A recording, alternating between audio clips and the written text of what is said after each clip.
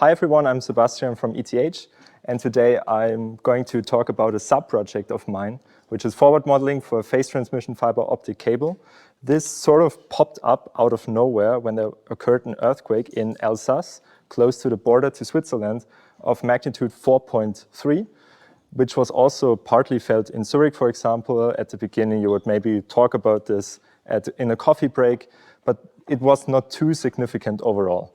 But it became significant when I was sort of added to an email list by Andreas, and he showed me this observation here, which came out of the METAS Institute, which is the Swiss Federal Institute for Metrology. And they measured this year, not on a seismometer, but on a fiber optic cable connecting two labs in Basel and Bern of the length of 123 kilometers. And what's happening here is that they, here at METAS, they need precise time measurements. And for this, they keep a stable monochromatic laser from Bern to Basel through this cable. And therefore, they need to correct for disturbances, like, for example, seismic waves that come through. They're correcting for these instantaneously, and then they get a signal like these, where you can clearly see an onset from an event. And basically, Andreas told me, well, can you make sense of this? Can we simulate this? I told him, well, not to this high frequency, but well, I'll give it a shot. And first, we need to understand what is actually happening here. And well, more people here, I guess, know what DAS is. And what the connection to DAS is that it's also sometimes called integrated DAS, that you get all of the strain measurements along this cable, just all of them summed up, and you collapse them into exactly one channel. All right, and I think for exploring if we can forward simulate this, an earthquake like this is actually perfect because we know the solution of it pretty well, from seismic stations in the area. And my first sort of task was to find a good velocity model for this area. And I took sort of a brute force inversion approach to this. I just inverted for a 1D model by trial and error. We thought everything else was sort of an overkill. We just wanted to get sort of a good waveform fit for this earthquake at the seismic stations surrounding the cable. And I think this here sort of speaks for itself, that we at least somewhat can explain the wave propagation in this area, at least for this period band.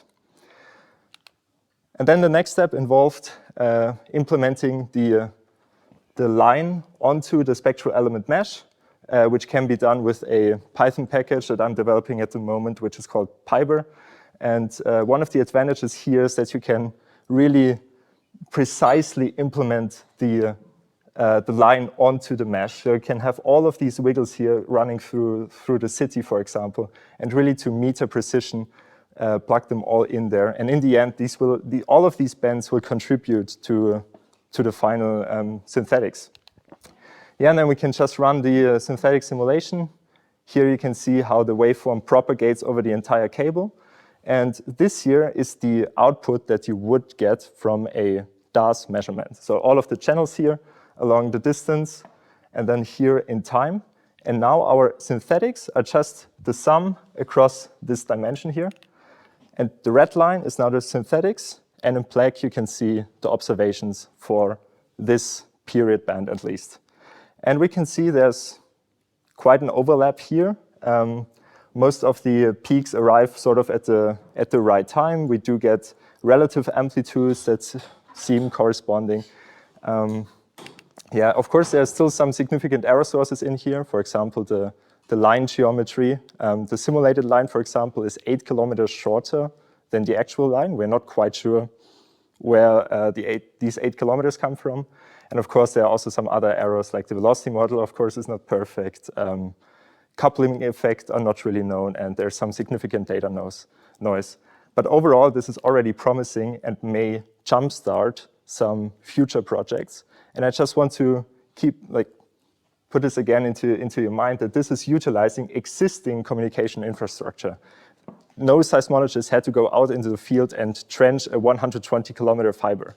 This was already there. And I think well, even though you only get a single channel, due to the spatial extent of the cable, there's a lot to learn from data like this. So next steps might include like a source parameter inversion, or also simulate events that are non-local. For example, I ran sort of a quick and dirty forward simulation for the recent Turkey event for very long periods, and this seems to be quite a good fit. And yeah, can we maybe also use transoceanic telecommunication cables? Thank you.